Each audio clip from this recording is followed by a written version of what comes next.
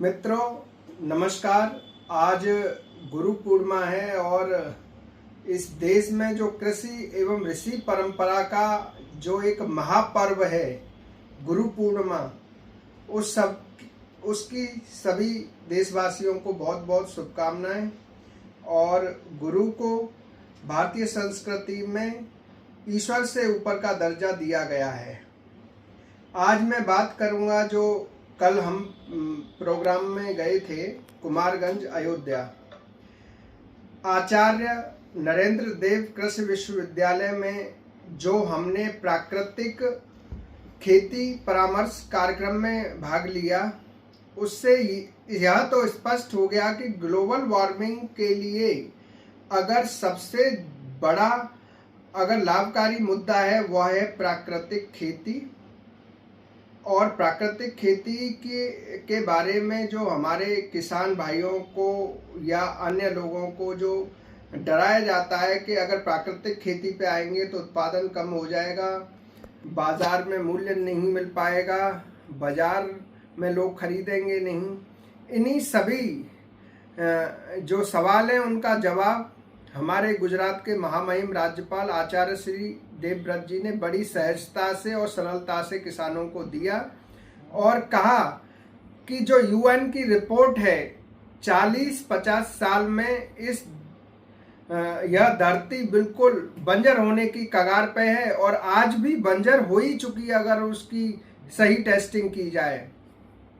तो मेरा सभी से यही आह्वान है। हमारे माननीय कृषि मंत्री सूर्य प्रताप शाही जी थे, काफ़ी अथक प्रयास कर रहे हैं और इन्हीं सब प्रयासों में गांव किसान उन्नयन जो मोर्चा है, इसमें बहुत सारे किसान संगठन इस मुहिम पर कार्य करेंगे। और सभी किसान संगठनों से ये निवेदन करता हूं कि जो ग्लोबल वार्मिंग जैसे वैश्विक विश्व कल्याण वाले मुद्दे पर हम बड़ी गंभीरता से कार्य करें। बाकी संघर्ष चलते रहेंगे, लेकिन आने वाली पीढ़ियों को हम इस धरती माता की सेवा करके ही बचा सकते हैं। इसीलिए हमने कृषि एवं ऋषि यात्रा के तहत save the mother earth mission चलाया है, जिसके अंतर्गत हम एक पेड़ एक खेत, अन्य लोग एक पेड़ माँ के नाम, बहुत सारे सोशल मूवमेंट चल रहे हैं। कल माननीय मुख्यमंत्री जी ने प्रदेश में ऐतिहासिक वृक्षारोपण का रिकॉर्ड बनाया है और उन्होंने कहा भी है कि जो पिछली बार जो वृक्षारोपण किया गया था तो 70-80% जीवित पौधे बचे थे।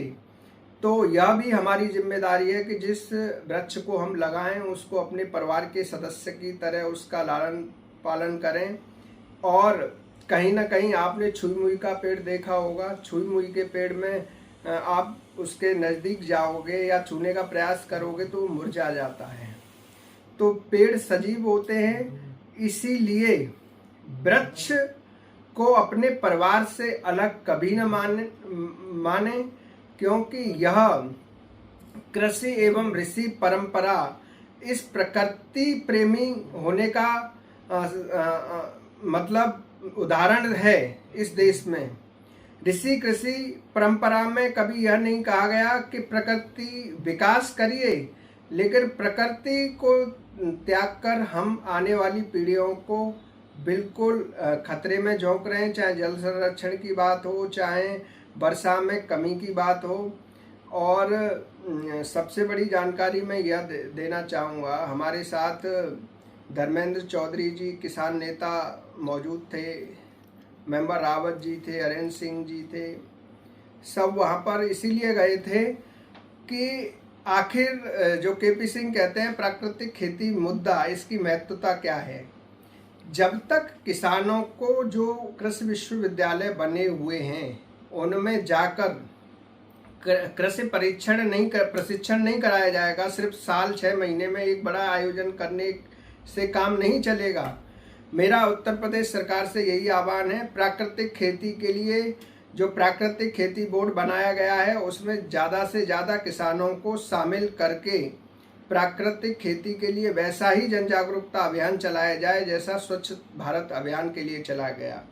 दूसरी बात, शुरुआती समय में अपना जो 5वां हिस्सा है, जो खेती का 5वां हिस्सा आचार्य देवव्रत जी ने बोला था कि अभी आप टेस्ट करिए, एक मान लो 5 बीघे ज़मीन है तो 1 बीघे ज़मीन में आप प्राकृतिक खेती करके देखिए, उसके लाभ आपको दिखने लगेंगे। उसके बाद टुकड़ा बढ़ाते जाइए।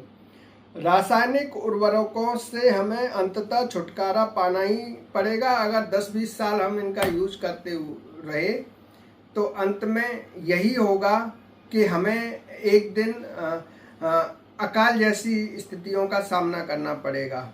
अब मैं बात आता हूँ कृषि एवं ऋषि यात्रा पर। कृषि एवं ऋषि यात्रा, कृषि एवं ऋषि, कृषि है अन्नदाता, ऋषि है ज्ञानदाता।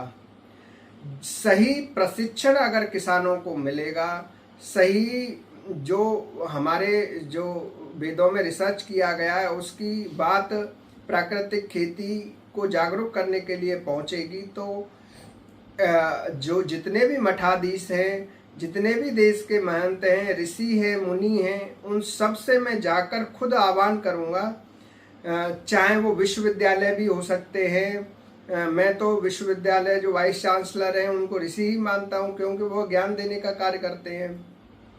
तो इस सब मॉडल पर पूरे देश के अंदर जाकर हम ज़्यादा से ज़्यादा हेक्टेयर, एक लाखों एकड़ भूमि में हमारी प्राकृतिक खेती हो, और कहीं ना कहीं जो हम कहते हैं कि प्राकृतिक खेती का लक्ष्य पाना असंभव है, उसको संभव करने में गांव किसान उन्नयन की अहम भूमिका हो।